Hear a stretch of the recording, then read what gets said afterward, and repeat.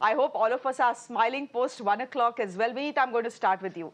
As an aam aurat, we'll talk about the business end later, but as an aam aurat, what is it that you're expecting from the budget this year? After all, this is an interim budget, and many people are saying, the middle class citizens of this country should not expect too much.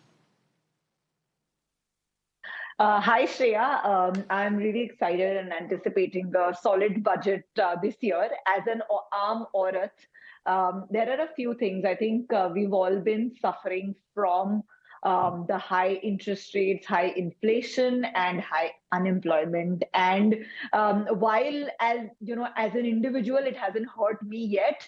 Sooner or later, it catches up with all of us.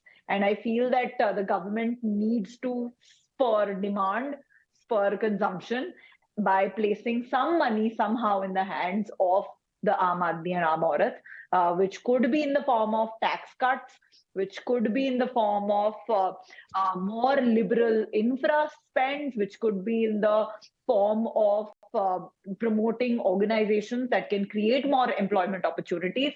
But I think it could be in the form of supporting smaller retailers. But I think it is very important to get back the demand. I know we are one of the fewer economies that is still growing at 7-8% on a very large GDP of $3.8 trillion. But last 8 to 10 months, anecdotally, as consumers, we are all seeing a struggle in our ability to shop. And festives hasn't been as big. Fashion, beauty, automotive, apart from high-end cars, all categories, QSR, everything has been hit because of the fact that consumption is lower. So as an individual, I would want the government to think about my employability and the government to think about my ability to spend by placing some money in my hands. As an aam aurat, I think I also feel that we are still less than 20% of the organized workforce. And I think, Indian GDP aspiration of $5 trillion will not happen without this number going to at least 30% of the organized workforce being women.